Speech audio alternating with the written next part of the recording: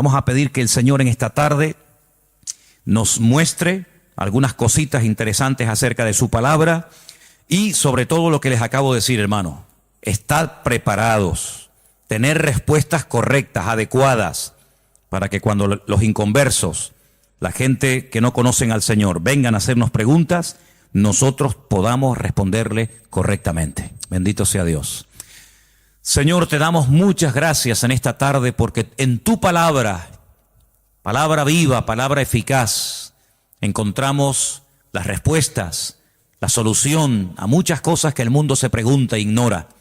Te pedimos, Dios mío, en el nombre bendito y poderoso de tu amado Hijo Jesús, que todo lo que compartamos en esta tarde sea de bendición, sobre todo para los que están buscando la verdad, para los que quieren adquirir conocimiento y conocer la verdad, verdad que les hará libres. Ayúdanos en esta tarde, Señor, a la luz de tu palabra, a dar respuestas a tantos interrogantes y preguntas que la gente tiene hoy en día.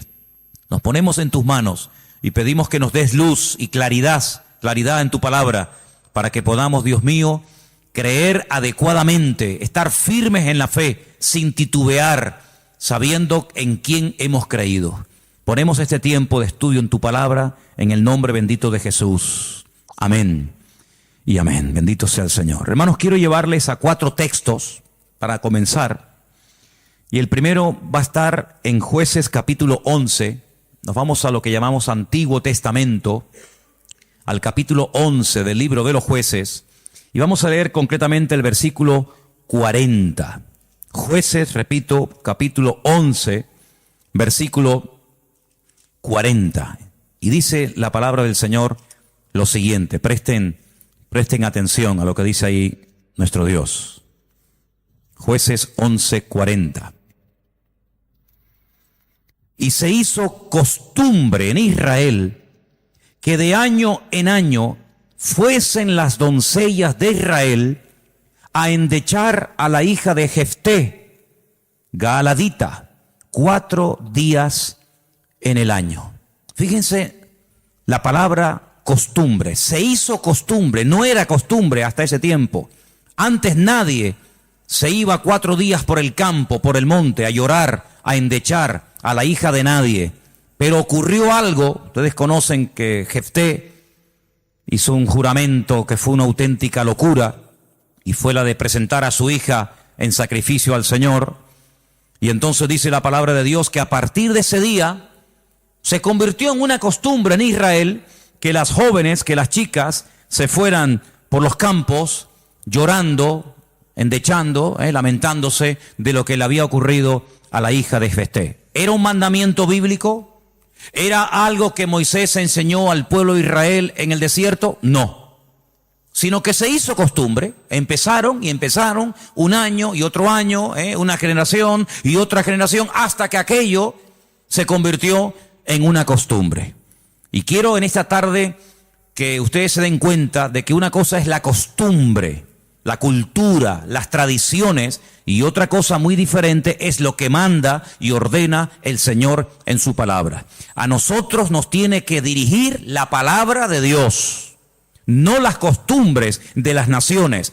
No es que esta costumbre, esta tradición lleva 500 años celebrándose en mi país o donde sea.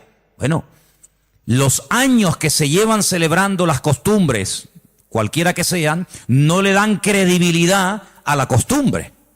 Durante muchos siglos era normal salir a una plaza pública y torturar o quemar a una persona, y todo el mundo iba como si fuera un espectáculo público, ¿verdad? Porque era la costumbre de la época. Bueno, pero eso no significa que como era la costumbre, pues está bien. Cuidado, la palabra costumbre, hábito, aparece desde un punto de vista positivo y desde un punto de vista negativo. Por ejemplo, la Escritura dice en el Evangelio según San Lucas que el Señor Jesucristo, conforme a su costumbre, iba el sábado a la sinagoga. Bueno, pero es que hay costumbres buenas, ¿sí? Y hay costumbres malas. En este caso era una costumbre que no tiene nada que ver con la palabra, pero como ya la gente lo hacía, pues el otro lo hacía y el otro lo hacía, y yo creo que ya después de años ni la gente sabía realmente el origen de esa costumbre, pero ya como que formaba parte de la cultura de la época. Quédense con ese detalle. Nos vamos al libro de Isaías, capítulo 2. Libro de Isaías, capítulo 2, versículo 6. Y dice lo siguiente, un texto, por cierto, muy interesante. Isaías 2, versículo 6. Ciertamente tú has dejado tu pueblo, la casa de Jacob, porque están llenos de costumbres traídas del oriente y de agoreros, como los filisteos que pactan con hijos de extranjeros. Uno de los reproches que el profeta Isaías lanzaba en la época en la que él le tocó servir al Señor en su ministerio es que ustedes se han llenado de costumbres que no son costumbres con una base bíblica. No son costumbres basados en un mandamiento de la Escritura, sino en costumbres, como dice aquí, importadas, traídas de Oriente, que no tienen nada que ver con ustedes. Por ejemplo, aquí en España, país en el que vivimos, pues se ha metido con una fuerza tremenda una fiesta, que era una costumbre de pueblos paganos, dicho sea de paso, que se ha celebrado hace poco, la famosa fiesta de Halloween, y tú estudias la historia de nuestros pueblos, aquí hay hermanos de otros países de Latinoamérica, y Halloween no tiene absolutamente nada que ver con la cultura latina, absolutamente. Halloween no tiene nada que ver ni con Argentina, ni Uruguay, ni Venezuela, ni Cuba, ni España, son costumbres importadas. Costumbres que no tienen nada que ver con nuestra cultura, pero a base de repetirlas y practicarlas un año y otro año, como que ya forman parte de una de las muchas fiestas que hay a lo largo del año. Eso precisamente es lo que dice el profeta Isaías en su época. Ustedes han abierto la puerta y se han llenado de costumbres traídas de Oriente, que no tienen nada que ver con ustedes. Y dicho sea de paso, la mayoría de esas costumbres traídas de Oriente eran costumbres paganas, costumbres que no tenían absolutamente nada que ver con la palabra del Señor. Vamos a avanzar. Libro de Jeremías, capítulo 10.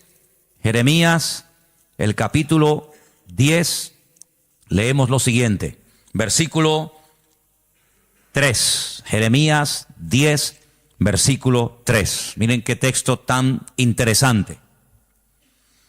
Porque las costumbres de los pueblos son, ¿qué dice ahí? Vanidad. Vanidad de vanidades, decía el predicador. Las costumbres de los pueblos son vanidad. Y ahora habla acerca de la idolatría, que era una de las costumbres, no del pueblo de Dios, sino de los pueblos paganos. Ahí la palabra pueblos es la palabra goyim. La palabra goyim significa naciones. Cuando se habla de Israel, se menciona Israel, para que no haya género de duda. Pero cuando se habla de naciones paganas, naciones extranjeras, naciones, digamos, no adoradoras del Dios vivo y verdadero, se les llama goyim, se les llama naciones. Y en este caso dice, las costumbres de esas naciones, de esos pueblos, son todas absolutamente vanidades. Quédense con eso.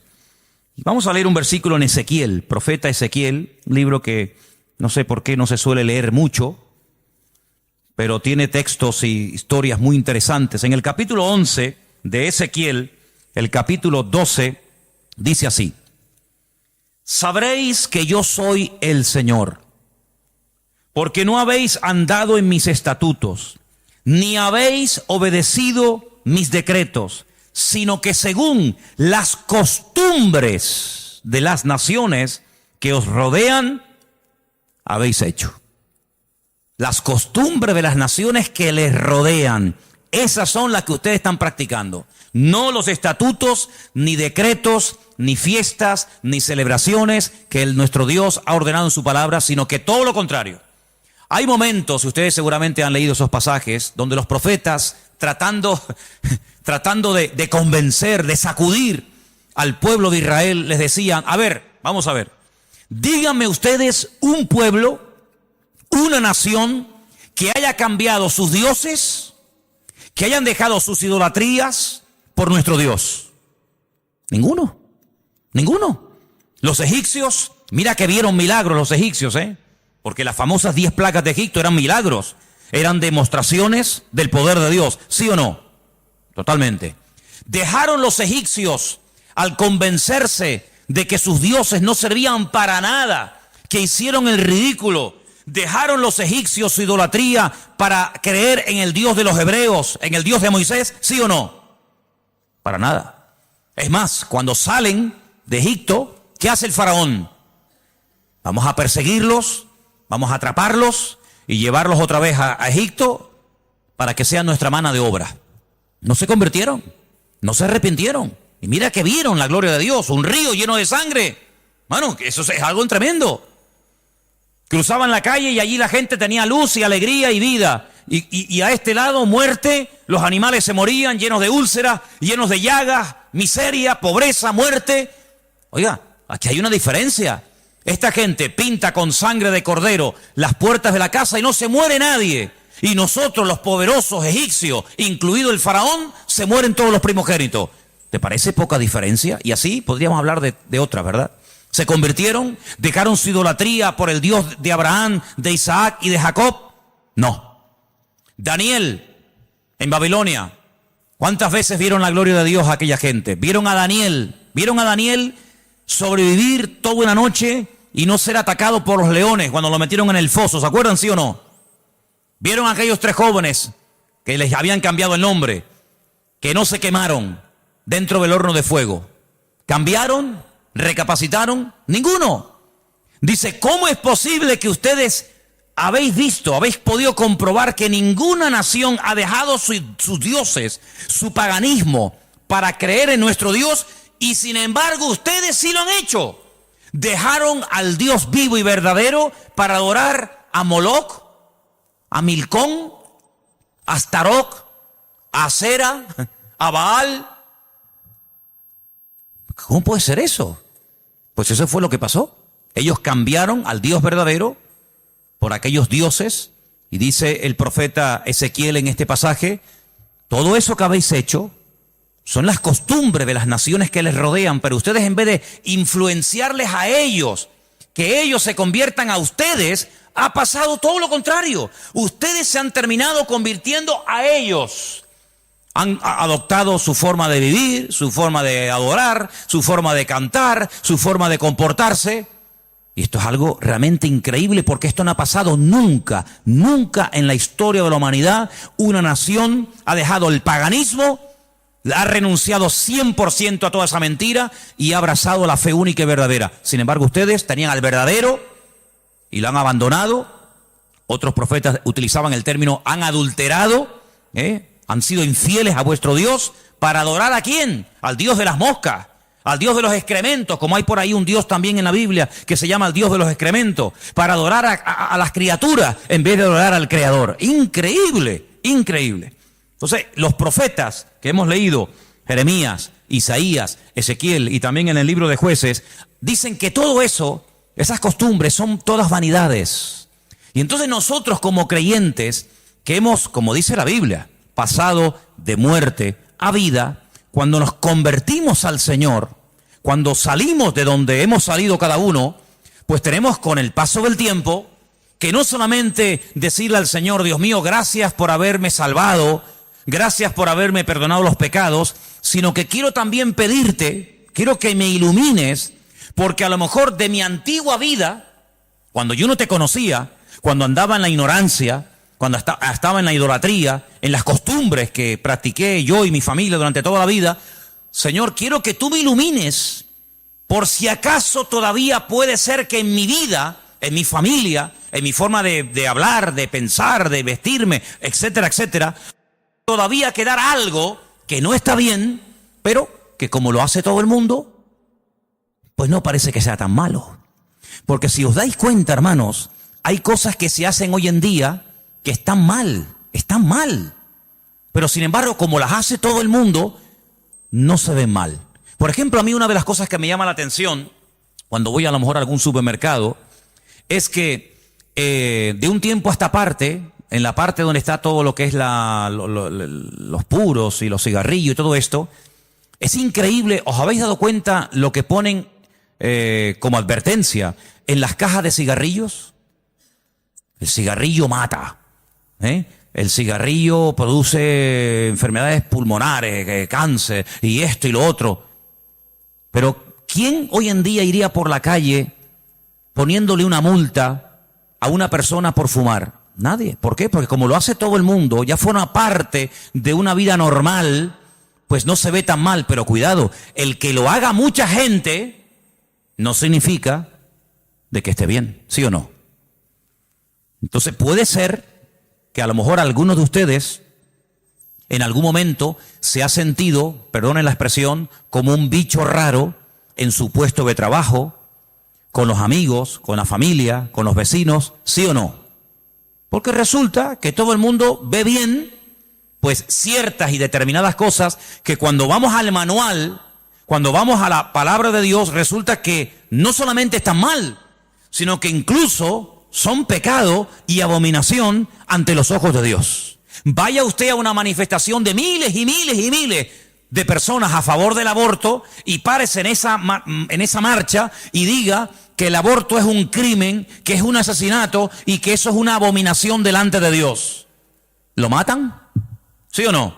¿Lo matan? Párese usted en una manifestación donde están llevando a una virgen, a un patrón, a un santo y diga, ¿pero qué estáis haciendo? Si nuestro Dios prohíbe todo esto, si eso es abominación delante de nuestro Dios, si en la base mínima, que son los 10 mandamientos, ya se prohíbe categóricamente todo esto, ¿te matan? ¿Por qué? Porque es que esto se ha practicado. Y claro, después ves ahí al alcalde, y ves al teniente alcalde, y ves al concejal de no sé qué, y ves a fulanito de tal, y incluso al rey, y ves a la reina, y ves a la... Entonces parece que como que no está tan mal, porque lo practica mucha gente. Y quiero decirte, querido hermano, que en algún momento de tu vida puede ser que tú te sientas como que vas contracorriente. Como que la gente, como que no te entiende, y como que tú estás en otra frecuencia, en otra onda, y es como algo imposible de que lleguen a un entendimiento. Pero al fin y al cabo yo pregunto, hermanos, ¿nosotros a quién tenemos que agradar? ¿A quién tiene que agradar usted? ¿A nuestro Dios, sí o no? Bueno, pues si por agradar a Dios me pongo en contra de la familia, ¿estás dispuesto a pagar el precio? ¿Para qué te vas a bautizar? Con la edad que tú tienes. Si a ti ya te bautizaron tus padres cuando eras pequeñita, no lo pueden entender. Pero saben, hermanos, nosotros, repito, primero a quien tenemos que rendir cuentas a nuestro Dios. Y en segundo lugar, tarde o temprano, como dije el domingo pasado, la fe. Y cuando hablo de la fe, yo no me refiero solamente a la creencia, sino me refiero, cuando hablo de la fe, también aglutino nuestro estilo de vida. Porque nuestra fe es un estilo de vida. Somos diferentes, ¿sí o no? Somos diferentes. Somos diferentes a la hora de hablar, a la hora de pensar, a la hora de reaccionar ante una situación. Somos diferentes, lo queramos reconocer o no, somos gente diferente. Eso incluye también el concepto fe. No solamente que creo en un Dios, en un cielo, en un infierno, en la Biblia como palabra de Dios, sino que la fe me lleva a una serie de cambios. Bueno, pues en ese paquete de mi estilo de vida, yo tengo que pararme y decir, ¿lo que estamos haciendo forma parte de una base bíblica o de costumbres que se han ido traspasando de padres a hijos, de generación en generación? Y yo, como he formado parte toda la vida, evidentemente, de este sistema de vida del mundo, pues las he incorporado como algo normal, pero nunca me paré a preguntarme si lo que yo estaba practicando, si lo que yo estaba creyendo era de Dios o era algo totalmente antibíblico. ¿Quién te convenció a ti? ¿Cuándo te diste cuenta de que adorar imágenes no era de Dios? Algunos de ustedes lo hicieron toda la vida. Pero llegó un momento en el que dijiste, esto no es de Dios, ¿sí o no? El que fue ladrón, el que fue drogadicto, el que practicó la prostitución o cualquier otro pecado. Hay un momento en la vida en el que a la luz de la Escritura, oyendo los mensajes, las predicaciones, leyendo la Biblia, el Espíritu, ¡pam!, te golpeó, ¿sí o no? Te tocó y dijiste, que va, yo no puedo seguir por este camino. Y cuanto más profundices en la Biblia, cuanto más profundices en la palabra, te das cuenta de que uno tiene que cambiar en todo, en todo. forma de hablar, a veces, ¿por qué no decirlo?, hasta en la forma de vestir, ¿sí o no? Hombre, vamos a ver, si por ejemplo una chica que está ejerciendo la prostitución esta tarde se convirtiera al Señor, seguramente la forma como esa chica se viste, que está diseñada para seducir, para atraer, para llamar la atención, pues cuando esa chica se convierta al Señor, lo más probable es que el Espíritu le ponga en su corazón que la forma como viste, pues es una forma que tiene una finalidad, pero que esa finalidad en absoluto la tengo que llevar a cabo en un culto. Por lo tanto, seguramente en un momento determinado el Señor le pondrá en su corazón, oye, vístete un poco más decentemente, más ¿sí o no? Seguramente que sí. Y el que toda la vida ha estado robando o toda la vida ha estado haciendo daño, seguro que el Espíritu le va a hablar en ese área de su vida. Pero luego hay otras cosas, como hemos leído, costumbres, que como que no las vemos tan mal. Y hemos visto a la luz de la palabra de Dios, solamente les di 4 textos, están ahí grabados por si los quieren después volver a leer, 4 versículos donde tenemos que analizar y preguntarnos las costumbres, no los mandamientos, las costumbres que estamos llevando a cabo, ¿son bíblicas? ¿Son de Dios? Y ahora vamos a pasar al tema que la gente nos pregunta mucho por internet. ¿Qué opinan ustedes acerca de estas fiestas navideñas? ¿Puede un cristiano? ¿No puede un cristiano? ¿Está bien esto? ¿Está bien aquello? Bueno, lo primero que tenemos que partir de la base es la siguiente. Nadie, absolutamente nadie, desde que el cristianismo o desde que Cristo vino a este mundo, y mira que lo han intentado, nadie sabe exactamente el día en el que nació el Señor Jesucristo. Nadie. A lo largo de la historia se ha especulado, incluso si ustedes se meten a estudiar este tema, incluso algunos llegaron a predicar y a enseñar en sus respectivos congregaciones o ministerios que Jesús nació entre marzo y abril.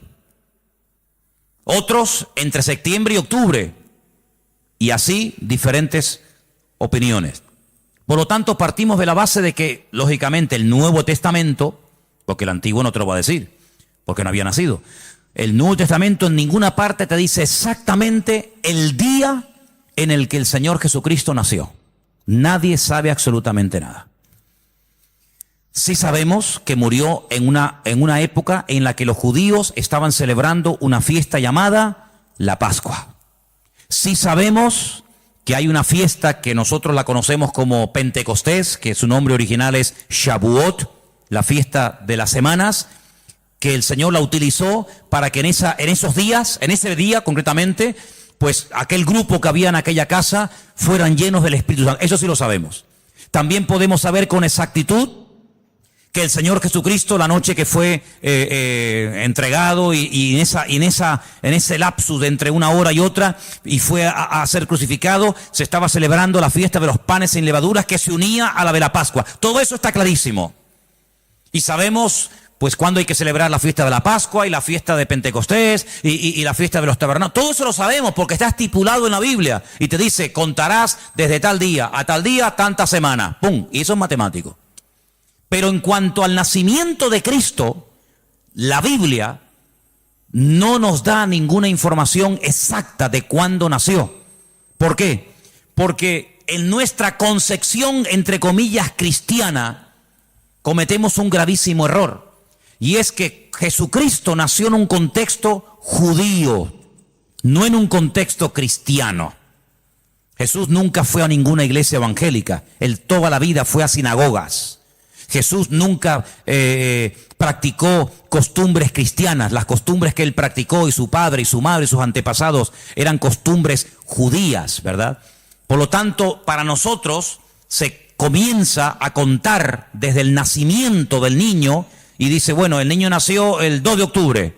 Pues al año que viene, el día 2 de octubre, el niño cumple un añito. ¿Sí o no? En la mentalidad judía no se cuenta el tiempo así. En la mentalidad judía, en el momento en el que la mujer sabe que está embarazada, en el que la mujer sabe perfectamente que sí o sí está embarazada, ahí se empieza a contar. No a partir del nacimiento a los 9 meses, ¿me entendéis? Por lo tanto, ya empezamos mal. Es como, por ejemplo, cuando nosotros decimos, bueno, ahora mismo aquí en Tenerife tenemos las 8 en punto de la noche. A las 12:01 será día viernes. Eso según nuestro calendario, según nuestra cultura, según la Biblia, ya es viernes. ¿Por qué? Porque en cuanto cae el sol y ya se puede ver, aunque sea una sola estrella en el firmamento, automáticamente ya estamos al día siguiente.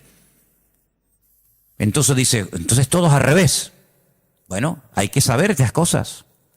Nuestro calendario gregoriano, inventado, mandado a hacer por un papa, tiene 365 días.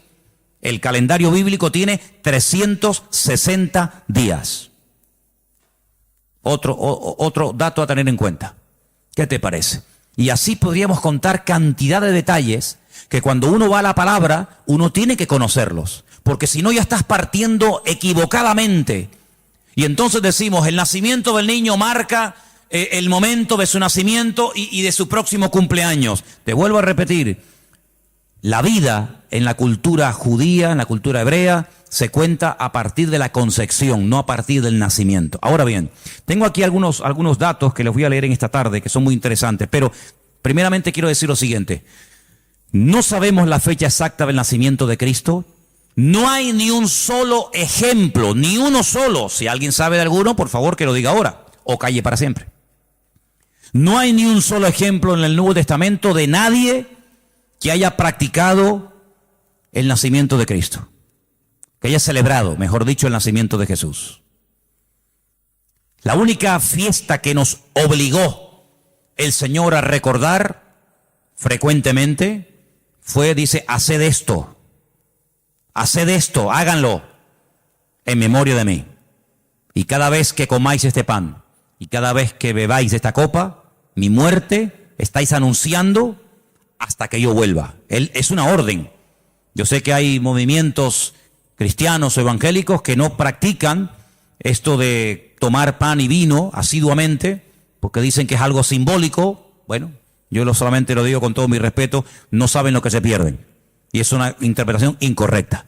Yo creo que es bíblico y estamos todos de acuerdo, ¿sí o no? Que hay que partir el pan y el vino. Hombre, hay iglesias que lo hacen todos los domingos. Elena, por ejemplo, se crió en una iglesia que todos los domingos, sí o sí, todos los domingos a la mañana, se llama culto de comunión. Por eso, porque se da la comunión. Hay iglesias que lo hacen una vez al mes, otras iglesias una vez al año, etcétera, etcétera. Pero que hay que hacerlo, hay que hacerlo. Pero Jesús nunca dijo, los discípulos nunca dijeron, Pablo nunca escribió, Pedro nunca escribió, Santiago nunca escribió, ningún discípulo escribió, y también tenéis que recordar todos los años el nacimiento del Mesías. No. Mira, recordamos cuando partió el pan y el vino e inauguró el nuevo pacto. Recordamos su muerte, claro. Recordamos su resurrección. Recordamos la venida del Espíritu Santo en el día de Pentecostés. Recordamos un montón de cosas, pero bíblicamente no te puedo demostrar, no lo puedo hacer. Te estaría mintiendo. No te puedo demostrar bíblicamente que los primeros cristianos celebraban el nacimiento de Cristo. No lo hacían. Ni siquiera es un mandamiento de la Biblia el celebrar dicha fiesta. Entonces te estoy dando información para que lo sepas. La fecha exacta del nacimiento de Cristo no se encuentra registrada en el Nuevo Testamento. Ahora, el famoso día 25 de diciembre ha sido un día que en el mundo pagano, en el mundo greco-romano, ustedes saben que estaban los babilónicos, luego vinieron los medos persas, a continuación los griegos y después los romanos. El Antiguo Testamento, lo que llamamos vulgarmente Antiguo Testamento, termina con el imperio medo-persa. Pero cuando empezamos a leer el Nuevo Testamento, nos encontramos a los romanos. Y tú dices, ¿pero y los griegos?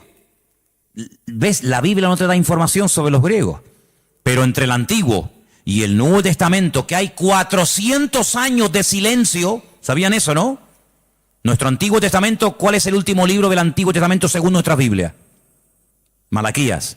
Pero cuando tú vas a una Biblia hebrea, tú te das cuenta que el último libro del Antiguo Testamento no es Malaquías, es Segunda de Crónicas. Da igual, el orden no altera los factores, ¿no? Sea uno, sea otro, son exactamente los mismos, aunque el orden es diferente. Pero cuando se termina de escribir, cuando el último profeta del Antiguo Testamento terminó su mensaje, supongamos que fuera Malaquías, hasta que encontramos al siguiente profeta predicando. ¿Y quién fue el siguiente profeta entre el Antiguo y el Nuevo predicando? ¿Quién fue? Juan el Bautista. Hay 400 años de silencio. No hubieron profeta entre Malaquías y Juan el Bautista. ¿Y cómo se guiaba la gente? Por la palabra. Ahí estaba todo escrito, todo comprimido, todo condensado. Y fue un tiempo de silencio, de palabra profética, pero la palabra ya estaba escrita. Luego la gente querían palabra, vayan a la palabra, valga la redundancia. Vayan a la escritura y ahí encuentran todo. Bien. Entonces, cuando vamos a estudiar la palabra de Dios, nos encontramos que ese imperio que no aparece en el Antiguo Testamento, que son los griegos, que aparece en esos famosos libros que yo he recomendado muchas veces que lean, Primera y Segunda de Macabeos, que son la familia de los Macab, que significa martillo en hebreo. Los macabeos son los que martillaban, los que machacaban. Y en estos días en Israel se está celebrando una fiesta que no tiene una base, vamos a decir, bíblica, sino es un mandamiento bíblico el cumplirla, vaya, pero que es una fiesta que en estos días ya se está celebrando, y les voy a demostrar que Cristo la celebraba, aunque no era mandamiento, Él la celebraba, y es una fiesta que se llama la fiesta de Hanukkah. Y por eso ustedes cuando van a Israel van a encontrar que hay dos modelos de candelabro diferente. Está el famoso menorá, que tiene 7 brazos, y después se encuentran la Hanukkía. Menorá es el de 7, Hanukkía es el de 9. Y tú dices, ¿qué diferencia hay entre uno de 7 y uno de 9? Bueno, te lo voy a decir. El candelabro de 7, la menorá, era el que se utilizaba primeramente en el tabernáculo y después en el templo, pues para iluminar. No había luz eléctrica, no había un interruptor y se encendía la luz, sino que se ponía aceite, ¿verdad? Se iluminaba para que el sacerdote pudiera moverse y pudiera ministrar en el templo, ¿verdad? Ya dimos en su día una explicación de que el primer versículo, quédense con este dato, el primer versículo de los primeros 5 libros de la Biblia, Génesis 1.1, Éxodo 1.1, Números 1.1, Levítico 1.1 y Deuteronomio 1.1, nos explican todo lo que tiene el menorá. ¿Cuántas palabras tiene en hebreo el primer versículo de Génesis? 7 brazos. Otra característica de la menorá la encontramos en Éxodo 1.1 y así sucesivamente, pero no voy a entrar en detalles acerca de eso. Pero en la época de los seleucidas, en la época de los griegos, déjeme que les cuente algo de historia, que es bueno saberlo. Cuando Alejandro Magno muere, dicen que era homosexual, no dejó descendencia. Es el único imperio que pervive después de la muerte del emperador, pero no en sus hijos, sino en sus generales. Por eso Daniel, cuando está en Babilonia, dice que él vio a un leopardo con 4 cabezas. Y las 4 cabezas son los 4 generales que cuando Alejandro Magno muere, se reparten en 4 pedazos el mundo que había conquistado Alejandro Magno, ¿verdad? Uno de los trozos que se reparte tenía que ver con Israel. Y allí estaba el famoso Antíoco Epifanes, que era terrible, terrible. Ese fue el que se atrevió a meter a un cerdo dentro del lugar santísimo y sacrificarlo y de esa manera, humillar y avergonzar a Dios y en fin, tantas cosas, ¿no? Esa es la famosa abominación desoladora, la profanación del lugar santísimo. En esa época de los griegos había una familia compuesta por una serie de hermanos que se propusieron restaurar la vida política y espiritual de Israel. Los griegos dominaban, el templo lo habían convertido en un gimnasio, habían impedido los sacrificios y aquello era un desastre. Esta familia se levanta, primero un hijo, después el otro hermano, todos murieron como mártires, es una historia tremenda. Y estos macabeos, que no se llamaban macabeos, sino una especie de apodo, los que martillaban, los que golpeaban, pelearon militarmente, cuerpo a cuerpo con los griegos y los derrotaron, los vencieron, los echaron de Israel y restauraron el culto en el templo. Pero resulta que el aceite que se utilizaba para las lámparas del candelabro, en este caso de la menorá, no llegaba, porque lleva un proceso y se tarda un tiempo en elaborar ese aceite específico para la menorá. Había muy poco aceite. ¿Qué ocurrió? Oraron al Señor y el Señor hizo que la poca aceite que quedaba durara milagrosamente más tiempo de lo que habitualmente duraba. A partir de ese momento, para recordar el milagro de que el Señor permitió que el aceite durara más tiempo de lo habitual, se comenzó a celebrar la fiesta de la Hanukkah, la fiesta de las luces, la reinauguración del templo. Entonces, en esta época del año, para recordar ese milagro, se enciende con la vela del centro, cada día una vela diferente, hasta llegar a 9 velas, porque ese fue el tiempo que duró el aceite. Y eso es lo que significa la fiesta de Hanukkah. Ahora ustedes pueden ver, dice, y Jesús subió al templo a la fiesta de la dedicación del templo. Y tú dices, ¿qué fiesta es esa? Porque ahí no dice Pascua, ahí no dice Pentecostés, ahí no dice tabernáculo, dice a la fiesta de la dedicación del templo. Pero si el templo ya estaba inaugurado cuando Cristo vivía. Pero era la fiesta en la que se recordaba la reinauguración del templo cuando los macabeos derrotaron a los seleucidas, a los griegos, y entonces esa era la fiesta de Hanukkah que Cristo la celebraba, Juan capítulo 10. Entonces Cristo, que sabía la historia de esa fiesta, dice, yo soy la luz del mundo. Y la gente sabía lo que estaba diciendo, porque así como esta aceite, esta luz se enciende, yo soy ahora la luz del mundo. Y posteriormente a sus discípulos le dice, y ahora también vosotros sois la luz del mundo. Y todo está basado en algo que pasó en aquel tiempo. Entonces, cuando vamos al Nuevo Testamento, nos encontramos que nos dice la Biblia quién gobernaba en el Imperio Romano en el tiempo del nacimiento de Cristo. Pero cuando se hace el calendario gregoriano o cristiano, vaya, el que tenemos ahora mismo nosotros, se cometió una gravísima equivocación. Algunos calculan que del verdadero calendario bíblico al que usamos actualmente puede haber una diferencia entre 4 y 6 años.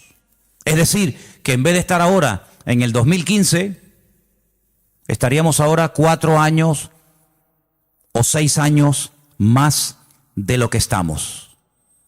Y eso es bueno saberlo, porque la Biblia nos da datos acerca de lo que va a ocurrir en cada tiempo, y por eso estamos viendo profecías cumplidas nosotros en este momento, que tú dices, pero no me encaja el tiempo. Claro, no te encaja el tiempo si te llevas por el 2015, pero si te llevas por el calendario bíblico, te encaja todo de una forma maravillosa, porque Dios no se mueve con el calendario inventado por don Gregorio, sino Él se mueve por el calendario inventado y creado y dado por Él en su bendita palabra. ¿Cuántos dicen amén? Entonces, sigo leyendo esto que está muy interesante. La historia de la Navidad parece tener los primeros antecedentes entre el 320 y 353 después de Cristo. Es decir, que hasta el 350 y pico después de Cristo, ningún cristiano, ninguna iglesia practicaba o celebraba lo que vulgarmente llamamos la Navidad. Durante más de 300 y pico de años, esto no existía. ¿Qué te parece? Yo dije un día que si ustedes quieren ver la transformación terrible que experimentó el cristianismo, tienen que leer detenidamente lo que pasó en el Concilio de Nicea. Ahí en Google, se meten, Concilio de Nicea, estudien, lean lo que allí pasó. El cristianismo del 300 para atrás era diferente al cristianismo que se vive hoy en día del 300 y pico hasta nosotros. Todo cambió, hermanos, todo cambió.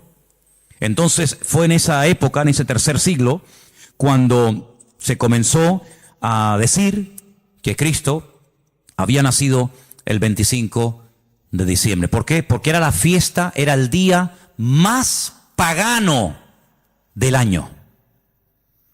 Se celebraba el culto al dios Saturno, y el dios Saturno era el dios de las cosechas, y era un día de celebración, pero de celebración pagana, de sacrificios en agradecimiento al dios Saturno.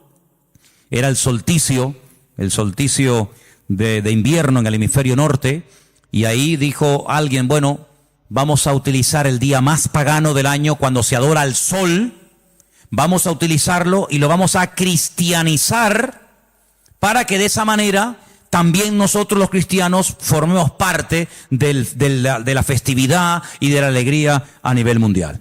Desde finales del siglo IV, finales del siglo IV, el cristianismo comienza con la famosa tradición de la Navidad, y el Papa Julio I dijo que Jesús había nacido el 25 de diciembre. ¿De dónde lo sacó? De ninguna parte, se lo inventó, porque la Biblia no dice que Jesús nació el 25 de diciembre, pero él, como era el Papa, cualquiera le llevaba la contraria.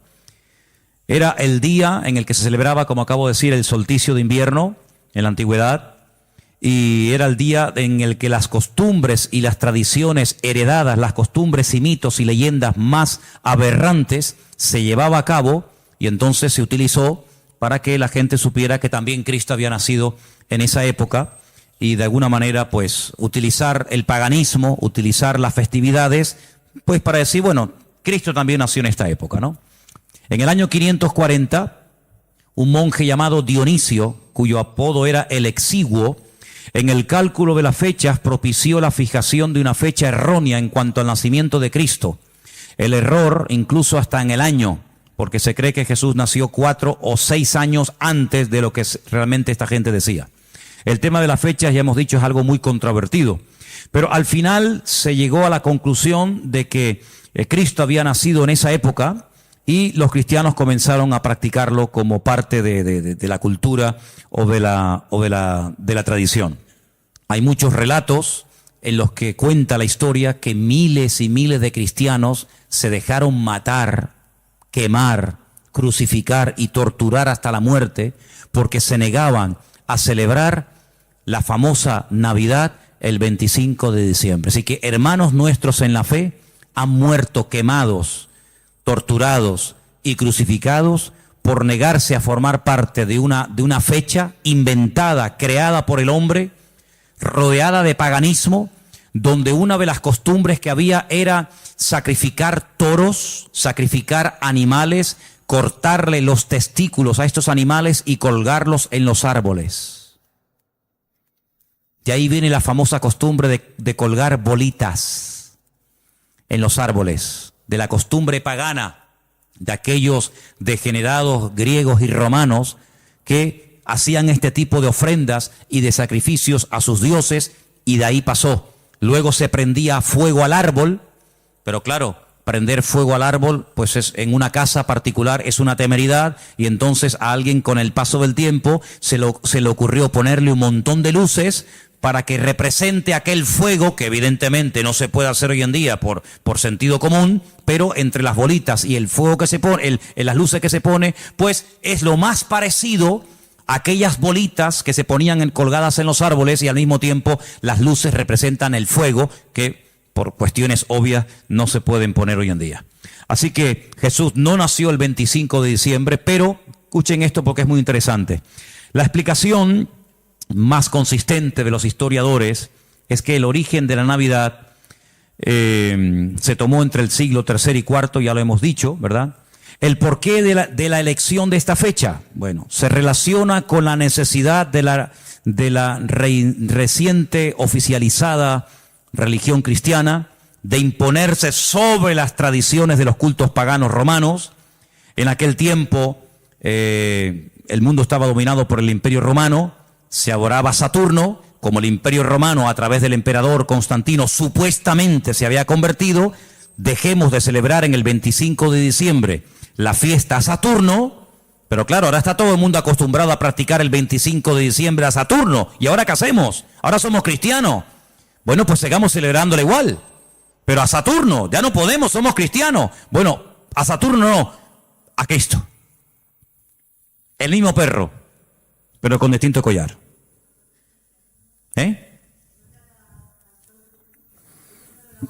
Adoraban al sol. Ellos pueden decir misa. Los papas eligieron el 25 de diciembre como día del nacimiento de Jesús, como una estrategia para el proceso de expansión del cristianismo, en el que sistemáticamente se buscó absorber y fusionar toda celebración de ritos paganos con las nuevas creencias o fe de los cristianos. Por lo tanto, bíblicamente, si alguien te para en la calle y te dice que la fiesta de la Navidad, que se suele celebrar el 25 de diciembre, tiene un trasfondo pagano, no se te ocurra llevarle la contraria ni decirle que no es así, porque vas a ser el más rotundo ridículo. Efectivamente, el día 25 de diciembre era una fiesta, la fiesta más pagana en todas las culturas del Imperio Romano, donde se hacían auténticas barbaridades, sacrificios humanos, sacrificios de animales, ofrendas brutales de sangre, etcétera, etcétera. Como supuestamente, repito, el Imperio Romano dejó el paganismo y abrazó la fe cristiana que había perseguido durante más de 300 años, pues ahora ¿qué hacemos? Ahora nos encontramos con un dilema. Bueno, lo solucionamos fácilmente. Seguimos manteniendo el día, seguimos manteniendo las costumbres de dicho día, ¿vale? Seguimos celebrando todo exactamente igual, pero en vez de a Saturno, en vez de a divinidades falsas, pues la celebramos a Dios y total, aquí no ha pasado absolutamente nada. A base de repetir y de repetir y de practicar, un siglo, una generación, otra generación, nos hemos puesto hoy en día en el año 2015, aparentemente después de la era cristiana, y resulta que hemos abrazado unas costumbres y unas prácticas que nosotros no lo hacemos con ninguna mala intención, ¿no? Nosotros no lo hacemos porque creemos en el paganismo, ni mucho menos, pero sin darnos cuenta, estamos practicando y celebrando y haciendo cosas que tienen un trasfondo totalmente pagano, pero después queremos que los paganos cambien cuando los paganos lo que han hecho es que nos han cambiado a nosotros. Y se han metido en nuestras casas, y se han metido en nuestras costumbres, y se han metido en nuestro vocabulario, y hemos visto, no de ahora, de hace ya muchos años, que en estos días, que teóricamente, vamos a decir, ha nacido el Señor, que no es así, ya lo hemos demostrado, pero que teóricamente teníamos que celebrar su nacimiento, resulta que se ha convertido en una fiesta, ¿de qué? De despilfarro, de derroche, de negocio, donde después se habla de la famosa cuesta de enero, porque la gente empezó a regalar y a comprar y a regalar y a comprar, a regalar y a comprar cosas que después en enero se arrepienten o no usan o quieren cambiar, y después resulta que ya el año, en vez de empezarlo libre de deudas, ya lo empiezan con más deudas, aparte de las que ya tenían del año anterior. ¿Por qué? Porque la fiesta así lo requiere. Porque si no le regalamos al abuelito, y si no le regalamos nada al niño, y si no le regalamos nada a la abuelita, o al tío, o al papá, o al sobrino, pues como que es una falta de educación, y como que falta el amor en la familia, y como que todos nos hemos vuelto locos, y nos hemos fanatizado, porque ahora somos cristianos. No, mi hermano, aquí no nos hemos vuelto locos, sino que ¿sabe lo que pasa? Que el conocimiento confronta, y el conocimiento compromete. Por eso hay gente que dice, yo prefiero no saber nada, y seguir en la ignorancia. Pero ¿sabes qué? Cuando estamos en Cristo, estamos obligados, estamos comprometidos con la verdad. Y la verdad nos hará libres en la medida, no es como un botón, la verdad os hará libres. Eso no cuesta nada decirlo. La verdad nos hará libres siempre y cuando interioricemos y practiquemos la verdad. Porque yo puedo conocer la verdad, pero la verdad, si no la vivo, si no me la aplico, si no la practico y si no la interiorizo, la verdad simplemente no hace absolutamente nada. No es como un amuleto. ¿Cuánta gente ha comprado antaño la Biblia? ¿Cuántos hogares tenían un pedazo de Biblia enorme y la tenían ahí en la estantería? ¿Por qué? Porque, hombre, es la palabra de Dios. Pero es que la palabra de Dios no es un amuleto. No es como el que pone una herradura. No es como el que pone una ristra de ajos. No es como el que recurre a un amuleto, que los hay en todas las religiones. Los judíos también tienen un montón de amuletos, ¿eh? No se pueden ustedes imaginar. La famosa segulá y tantos amuletos creados y diseñados y vendidos y bendecidos por los rabinos para protección del mal de ojo, para protección de no sé qué, para protección de los malos espíritus. En todas las religiones siempre ha habido amuletos, pero la verdad, la Biblia no es un amuleto, es un estilo de vida que nos lleva a comprometernos y nos lleva a decir: Señor, perdóname, porque he estado creyendo y practicando y encima enseñando y transmitiendo una mentira, creyendo que es una verdad. Y no hay nada peor que creer que algo de mentira es una verdad y yo la practico en mi vida. Hermanos, en estos días, generalmente en todas las iglesias, incluido esta, suele ocurrir algo muy común. Y es que, por ejemplo, lo notamos, ¿no? Y no es que llevemos un control excesivo del tema, pero les cuento la realidad. Muchísimos creyentes se gastan el dinero que tienen y el que no tienen y se olvidan muchas veces de lo que tenían que haber apoyado con su dinero a la obra de Dios. ¿Por qué? Porque hay que comprar regalos a todo quisque y hay que tirar la casa por la ventana. Y si nos vamos a la noche a la cama sin tener toda la mesa llena de comida, como que no hemos celebrado Navidad. Y yo pregunto, imaginémonos por un instante, que no es así, pero trabajemos con la hipótesis. Bueno, vale, nació el 25 de diciembre, vale, perfecto. Si realmente nació el 25 de diciembre, ¿a quién tendríamos que celebrar la fiesta? Me imagino que al Señor. Pero nosotros somos tan listos que nos hacemos la fiesta para nosotros. Y tendríamos que traerle regalos a Él. ¿Cómo? Bueno, pues ¿qué le hace falta a la iglesia? Pintarla. Yo regalo este año la pintura. Si el cumpleaños del Señor y esta es la casa del Señor, ¿qué le hace falta a la iglesia? Más sillas, yo las regalo. Pero no hacemos regalos al que cumple años, teóricamente, sino que nos hacemos regalos a nosotros. A papá, a mamá, al tío, al sobrino. Y yo digo, bueno, ¿el cumpleaños de quién es? ¿Tuyo? ¿O es el del Señor? Porque si es el del Señor, al que menos le hemos regalado ha sido a Él.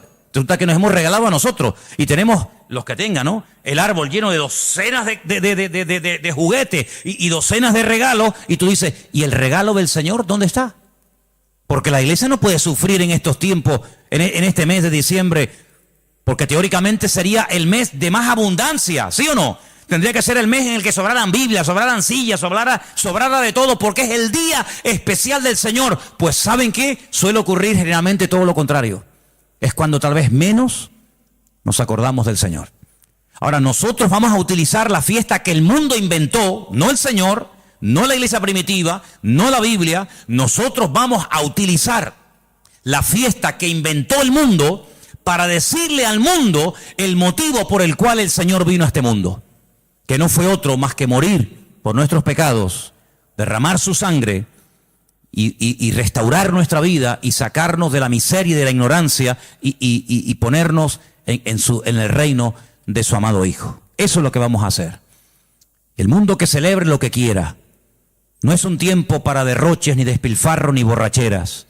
No es un tiempo para trasnochar y tirar la casa por la ventana y parece que si no le regalo un suéter o un pantalón o una camisa, fulano se enfada y me mira, pues que me mire como quiera. Pero no es un tiempo para nosotros. Tendría que ser en todo caso un tiempo de más oración, de más compromiso, de más reuniones, de más entrega. Tendría que ser eso. Si verdaderamente nació en esta época, tendría que ser eso. Pero lamentablemente vemos que no lo es. Y entonces, amados hermanos, resumiendo un poco todo esto, ¿qué vamos a hacer nosotros? Vamos a decirle al mundo, claro, nosotros creemos que Él vino. ¿Cómo no lo vamos a creer? Nosotros creemos que Él nació y que Él vivió en esta vida y que Él murió y que Él resucitó y que digan lo que quieran, pero vino con propósito, vino con un objetivo, no vino para entretenernos, no vino para que ahora en diciembre tiremos la casa por la ventana, luego en abril, marzo, abril, volvamos a recordar toda la tragedia de la sangre, de la muerte, de Pilato, de la crucifixión, de la tumba, de los latigazos, etcétera, etcétera, y el resto del año. No, hermano, no vamos a dejarle al mundo que nos diga cuándo y dónde tenemos que celebrar lo que tendríamos o no que celebrar. ¿Qué es lo que tenemos que celebrar? Lo que dice la Biblia. Haced esto en memoria de mí. Ahí tienes ya un ejemplo.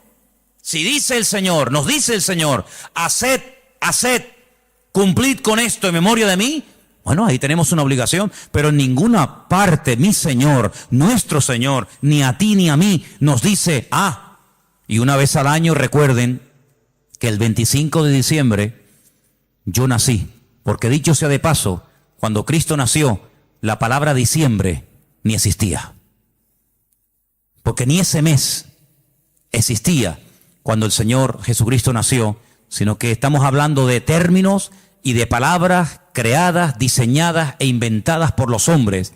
Y quiero que este año sea diferente. Debe ser diferente este año en nuestras casas.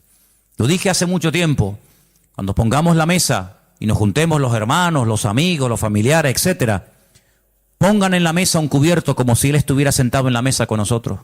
Para que cuando venga un inconverso te diga, oye, ¿y ahí no se va a sentar nadie? Sí, ahí está sentado esta noche el Señor con nosotros.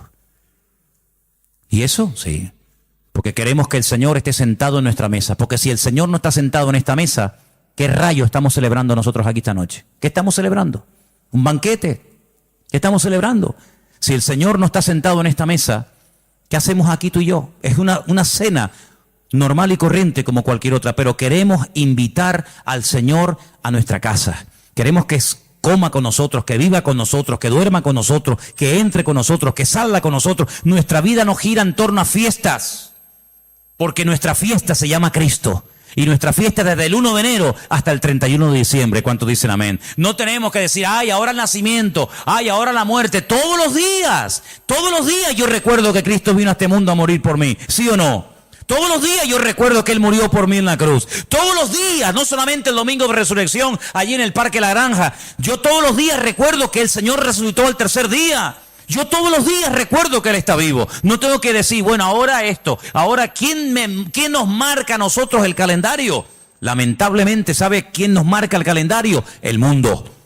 El mundo se ha metido en la cultura de tal manera que dice, no, ahora carnavales, ahora Halloween, ahora Semana Santa, ahora la Ascensión de María, ahora el Puente de la Constitución. Y le hemos dejado al mundo que nos organice el tiempo y nos diga incluso cómo tenemos que comportarnos en cada época del año.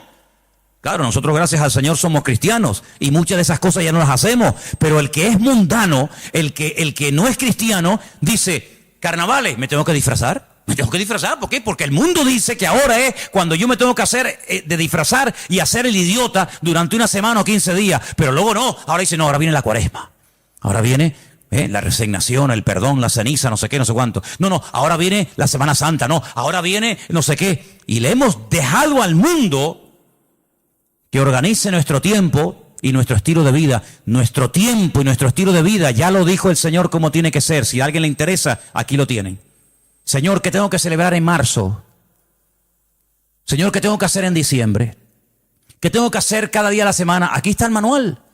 No le dejemos al mundo que nos organice, porque mira, yo me acuerdo que hace años, y termino, en España no se celebraba Halloween. ¿Cuánto tiempo lleva esta fiesta entre nosotros más o menos? ¿Alguien más o menos sabe?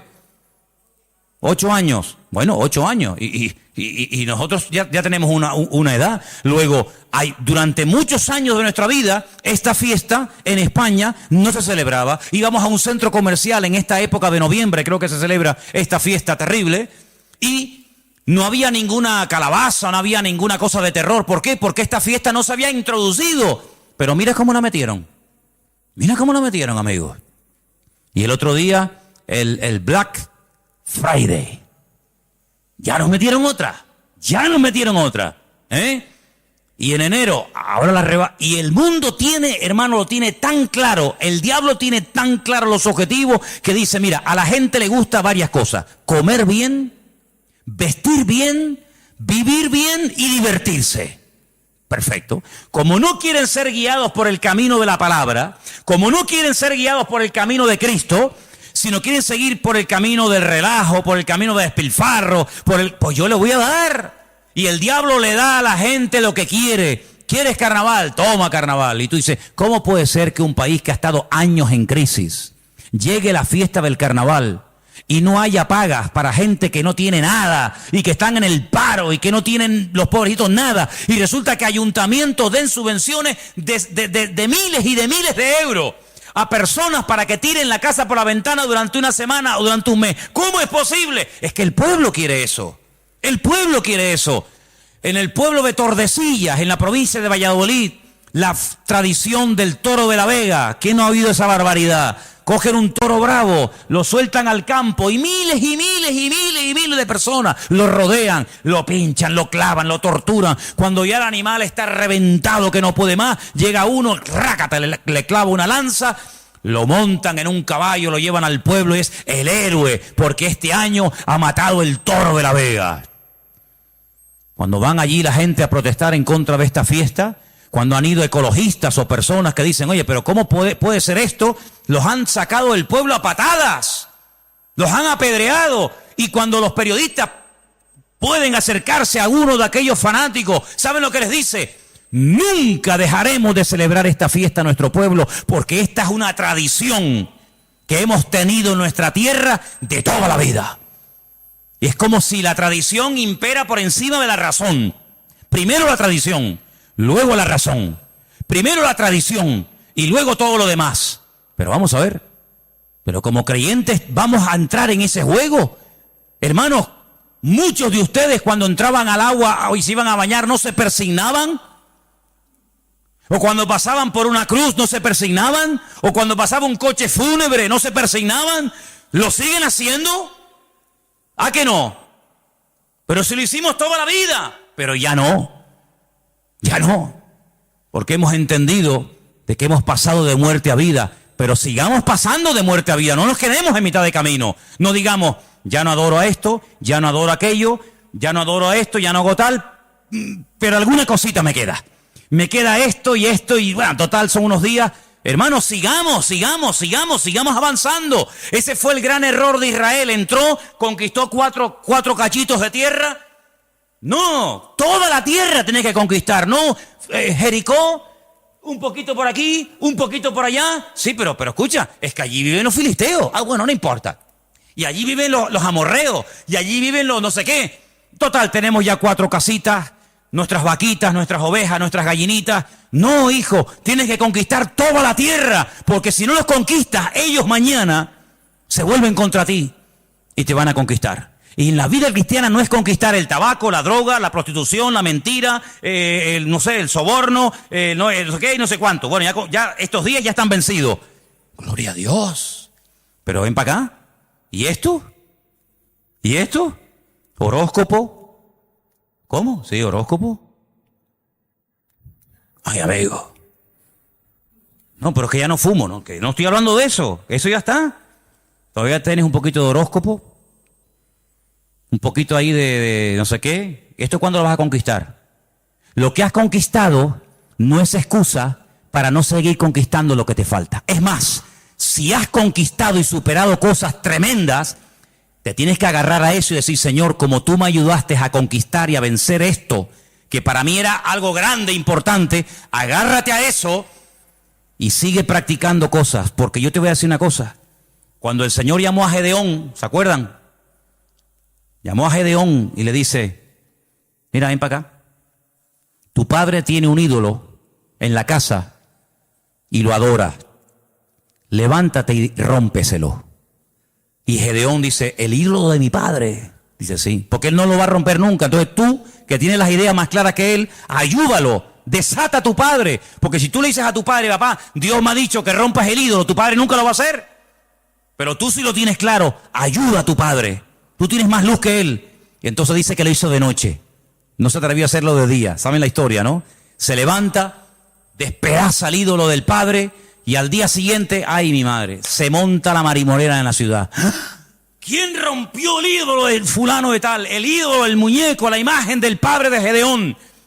Sale el padre de Gedeón, se entera y dice, bueno, si era tan poderoso, no fue capaz de defenderse. No sé quién habrá sido, pero vino alguien, lo rompió y no fue capaz de defenderse. Luego, no era tan Dios como yo creía que era. Fíjate que el hijo ayudó a que el padre se diera cuenta de que había estado adorando a un muñeco, creyendo que era un Dios poderoso, y cuando le atacaron, como es un ídolo, no pudo defenderse. Mira como un pequeño detalle, bueno, pequeño, como un gran detalle de su hijo, le ayudó a su padre a decir, oye, gracias, porque hoy me he dado cuenta de que yo estaba adorando a un muñeco. Hermano, hay gente que a lo mejor dice, mira, yo esto lo voy a dejar de hacer. ¿Por qué? Porque no es de Dios.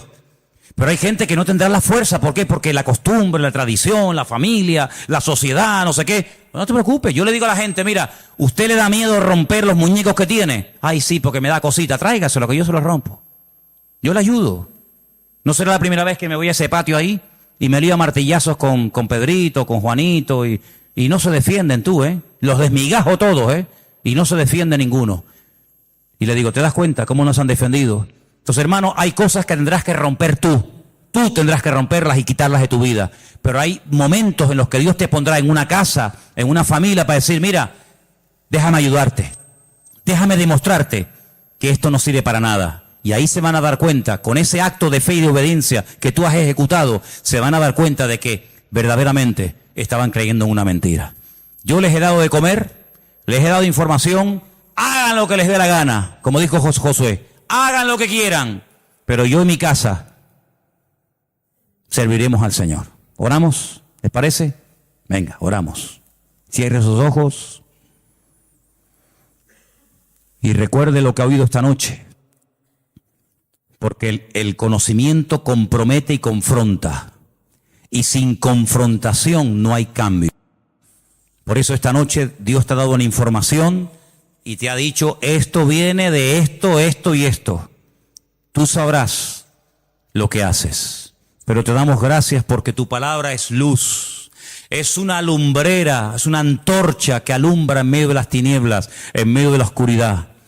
Y en esta noche, Señor, en este día, queremos pedirte, Señor, que nos dé fuerzas para que podamos terminar todos y cada uno de tus hijos este año en una rotunda victoria, contundente, real y genuina. Oramos por todos los hermanos, por todas las personas que a lo largo de la tierra nos están viendo y siguiendo cada semana, culto tras culto. Desde aquí, desde Tenerife, bendecimos a esas miles y miles de personas que nos escriben, que nos ven, que nos oyen. Señor, queremos pedirte por ellos para que los bendigas y para que juntos podamos extender el reino de Dios, las verdades del Evangelio, las verdades que salvan, que transforman las vidas, que son las verdades de tu palabra.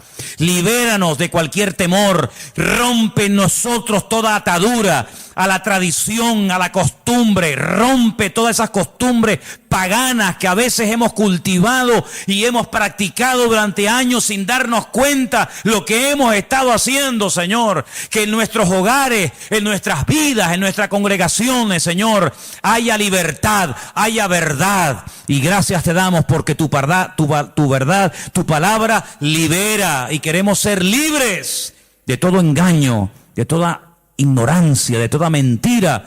Y te damos gracias porque hasta aquí podemos decir, el Señor nos ha ayudado. Hasta aquí el Señor nos ha bendecido. Y hoy no adoramos a nada ni a nadie más que al Señor nuestro Dios. Recibe toda la gloria, mi Señor. Recibe toda la honra. Y que en esta noche salgamos de este lugar con las ideas claras, sabiendo lo que tengo y lo que no tengo que creer y practicar. Porque tu palabra siempre habla y yo acepto que el Señor ha hablado a mi vida esta noche. Y toda la gloria para ti, mi Dios. En el nombre de Jesús. Amén.